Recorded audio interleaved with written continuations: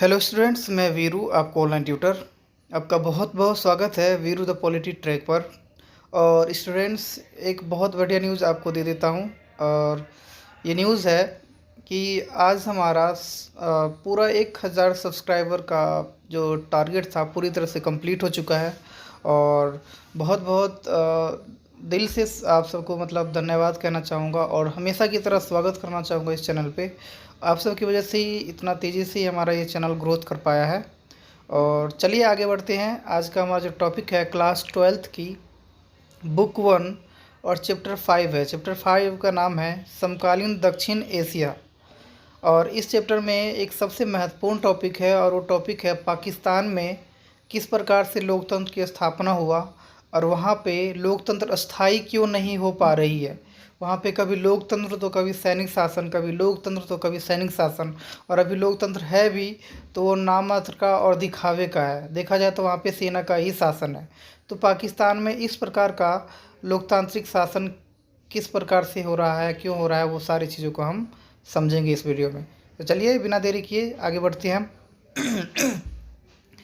तो पाकिस्तान हमसे एक दिन पहले ही आज़ाद हो गया था, 14 अगस्त 1947 को, ठीक है।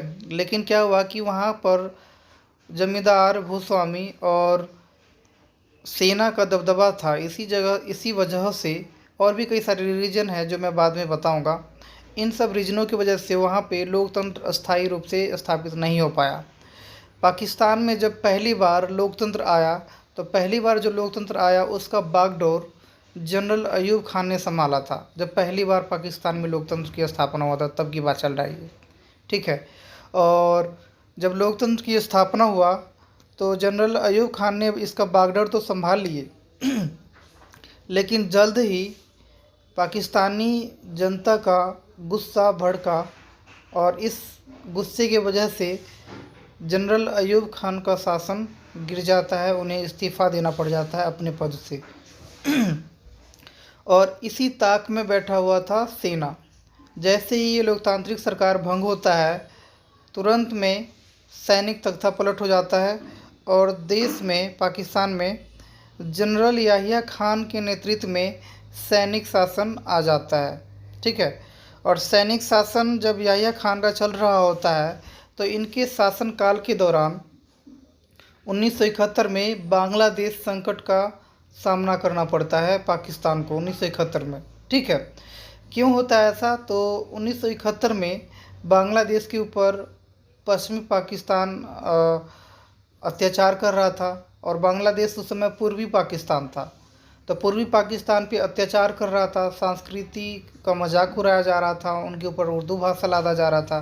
तो ये बांग्लादेशी जो लोग हैं, ठीक है, यानी कि पूर्वी पाकिस्तान में जो बंगाली भाषा बोलने वाले जो मुस्लिम थे, इससे परेशान थे और इसके विरोध में आंदोलन शुरू कर देते हैं। और इसी वजह से 1971 में बहुत सारे बांग्लादेशी लोग मारे जाते हैं, ठीक है, पूर्वी पाकिस्तान में। तो 80 लाख शरणार्थी 1971 में भारत में भाग के आ जाते हैं, ठीक है।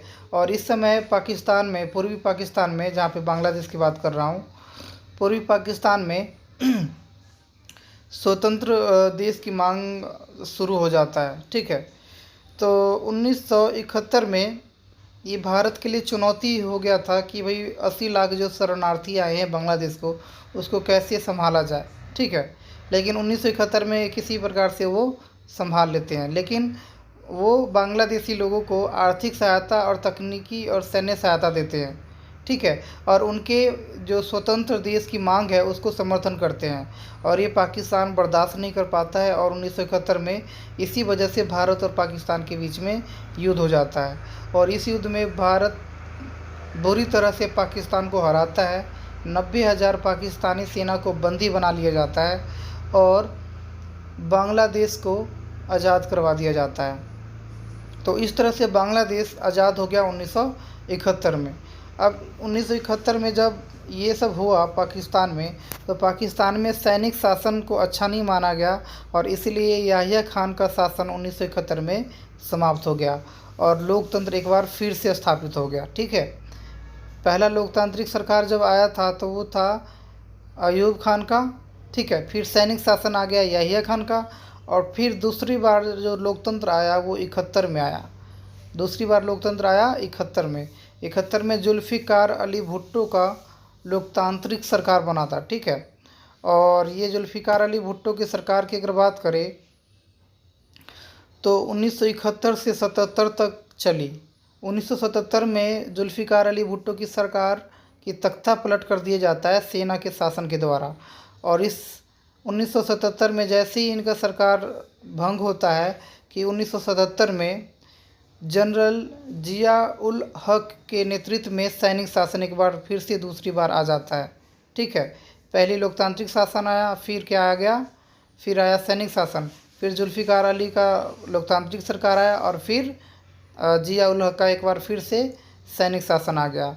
जिया उल हक के शासन की अगर बात करें तो 1977 से 1988 लगभग 11 साल की शासन होता है, ठीक है। और जिया उल हक का जब सैनिक शासन चल रहा होता है पाकिस्तान में, तो पाकिस्तान में ही लोकतंत्र के लिए आंदोलन काफ़ी टाइम पहले से शुरू हो जाता है। तो इसीलिए 1988 में सैनिक शासन समाप्त हो जाता है और तीसरी बार एक बार फिर से लोकतांत्रिक सरकार आता है 1988 में, तीसरी बार। और तीसरी बार जब लोकतांत्रिक सरकार आता है तो बेनज़ीर भुट्टो की सरकार बनती है, ठीक है। और बेनज़ीर भुट्टो की जब सरकार बनती है 88 में, तो कुछ समय बाद इनकी सरकार फिर से भंग हो जाता है और नवाज़ शरीफ का आ जाता है सरकार। और नवाज़ शरीफ का भी लगभग साल 1.5 साल में ही भंग हो जाता है और फिर वापस नवाज़ शरीफ बेनज़ीर भुट्टो आ जाती है। यानी 88 से 99 के बीच में कभी बेनज़ीर भुट्टो आ रही है तो कभी नवाज़ शरीफ, ठीक है। 1999 में नवाज़ शरीफ का एक बार फिर से लोकतांत्रिक सरकार बनता है, लेकिन 1999 में जैसे ही नवाज़ शरीफ का सरकार बनता है कि कुछ महीनों में ही इनके सरकार का तख्ता पलट कर दिया जाता है सेना के शासन के द्वारा।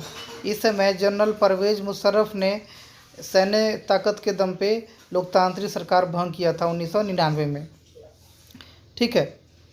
और 1999 में जब मुशर्रफ ने ये सरकार को भंग कर दिया तो 2001 में परवेज़ मुशर्रफ ने अपने आप को राष्ट्रपति के रूप में चुनवा लिया अपने पावर के दम पे, ठीक है। राष्ट्रपति बन गए वो। ये राष्ट्रपति इसलिए बने थे ताकि दुनिया वाले को दिखाया जा सके कि भाई पाकिस्तान में लोकतंत्र है, लेकिन असलियत छुपता नहीं है, वहाँ पे सेना का ही शासन था, ठीक है। पाकिस्तान पर सेना की हुकूमत थी, आपको पता ही है, क्योंकि वो खुद जनरल थे। हालांकि सैनिक शासकों ने अपने शासन को लोकतांत्रिक बताने के लिए दुनिया वाले को दिखाए कि भाई पाकिस्तान में लोकतंत्र है। इसके लिए 2008 में पाकिस्तान में लोकतांत्रिक सरकार को दोबारा से बनाने की कोशिश किया और चुनाव सही तरीके से करवाए थे इन्होंने। और जब चुनाव करवाया गया तो पाकिस्तान में लोकतंत्र तो आ गया, लेकिन ये लोकतंत्र नाम मात्र का रहा, ठीक है। और वहाँ पे एक्चुअली में किसका शासन रहा, सेना का ही शासन रहा। 2008 से लेकर अब तक वहाँ पे लोकतंत्र तो है, लेकिन नाम मात्र का, सेना के ही प्रभाव में वहाँ की लोकतांत्रिक सरकारें चल पाती है। और आज तक एक तरह से रिकॉर्ड है कि आज़ादी से लेकर अब तक पाकिस्तान में ऐसा कोई भी शासक नहीं जो पूरा 5 साल का सरकार पूरा किया हो। तो ये सरकारें हमेशा कभी लोकतंत्र तो कभी सेना का शासन, कभी लोकतंत्र तो कभी सेना का शासन आता रहा है। और लोकतांत्रिक सरकार जब आया भी तो 5 साल पूरी तरह से नहीं चल पाती थी, ठीक है। तो इस तरह से पाकिस्तान में जो लोकतंत्र है वो अस्थायी है, कभी भी सैनिक शासन आ जाता है, कभी भी लोकतंत्र आ जाता है। अभी अभी की बात करें तो कुछ टाइम पहले नवाज़ शरीफ थे सरकार में, फिर इमरान खान आए और इमरान खान भी 5 साल पूरा शासन नहीं कर पाए और फिर से माना जा रहा है कि नया सरकार बनने जा रहा है पाकिस्तान में।